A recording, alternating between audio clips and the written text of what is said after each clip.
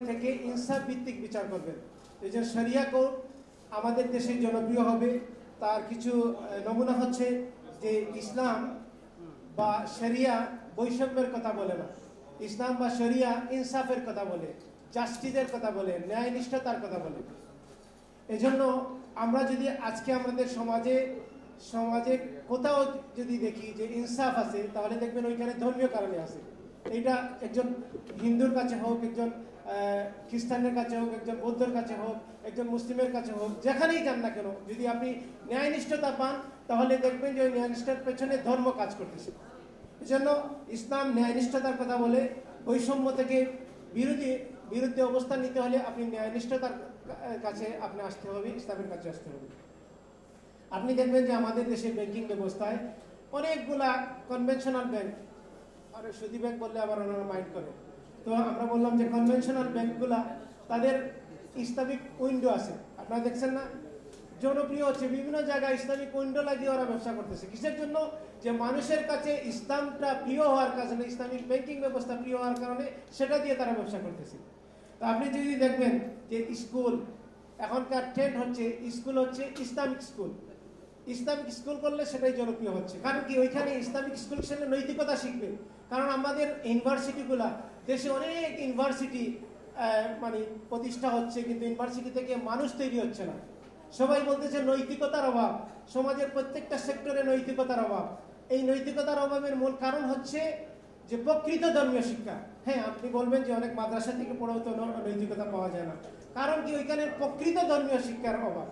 ওইখানেও গেলে দেখবেন যে প্রকৃত ধর্মীয় শিক্ষার অভাব আছে। যেন ধর্মীয় শিক্ষা মানুষকে নৈতিকতা শিখায়, ইনসাফ শিখায়, ন্যায়নিষ্ঠতা শিখায়। এই জন্য জাস্টিস হওয়ার জন্য আপনি যদি জাস্টিস চান তাহলে আপনাকে ইসলামের কাছেই ফিরে আসতে হবে, ধর্মের কাছে ফিরে আসতে হবে।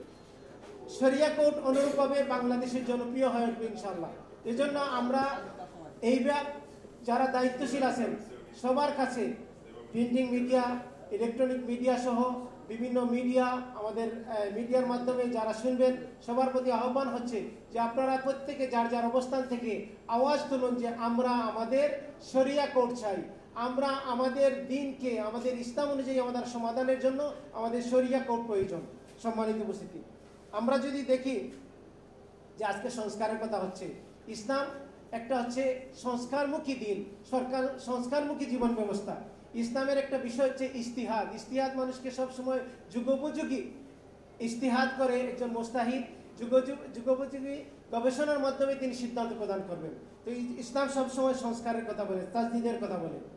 এবং আজকে আপনি দেখবেন যে মুসলমানদের রক্তের উপরে এই দেশ, আমরা আগেই শুনেছি যে আমরা যদি দেখি ব্রিটিশ বিরোধী আন্দোলন, ওইখানে দেখবেন যে রক্ত কারা দিয়েছে। আজকে ভারতের ওইখানে গিয়ে দেখেন যে ওইখানে গেটের মধ্যে কাদের নাম লেখা আছে, ওইখানে বেশিরভাগ হচ্ছে মুসলমানদের রক্তের উপরে এই ব্রিটিশরা এই দেশ থেকে বিতাড়িত হয়। তারপরে দ্বিজাতিত্বের ভিত্তিতে আমরা একটা দেশ পাই, দেশটা দুইটা পার্ট ছিল, পশ্চিম এবং পূর্ব। তারপরে সেখান থেকে আমরা বাংলাদেশ নামক সেই দেশ হয়েছে। আপনারা জানেন যে সিলেট কিছু অঞ্চল ছিল যেগুলো রেফারেন্ডামের মাধ্যমে বাংলাদেশে আসছে। তো বাংলাদেশে এইগুলা কিসের জন্য আসছে? ইসলামের জন্য। আজকে এই মুসলিম ভূখণ্ড যদি ইসলাম টিকে থাকে তাহলে এই ভূখণ্ড তার সক্রিয়তা টিকে থাকতে পারবে। আমাদের পার্শ্ববর্তী যে দেশ আছে সেই দেশ সে সীমানা উঠিয়ে দিতে চায়, মানে সেই মুসলমানদের যে বর্ডার আছে সেটা গুড়িয়ে দিতে চায়। তো এই অবস্থায় আমাদেরকে ইসলামের উপরে টিকে থাকতে হবে, চেষ্টা করতে হবে। আমরা বারবার রক্ত দিয়েছি, কিন্তু আমরা এই ব্রিটিশ বিরোধী আন্দোলনে, তারপরে পাকিস্তান প্রতিষ্ঠায়, পাকিস্তানের পরে বাংলাদেশ প্রতিষ্ঠা, বাংলাদেশের পরে বিভিন্ন সময় রাজনৈতিক পট পরিবর্তনে মুসলমানদের রক্ত গিয়েছে, কিন্তু মুসলমানরা তাদের সেই কাঙ্ক্ষিত সাফল্য পাচ্ছে না। কিসের জন্য?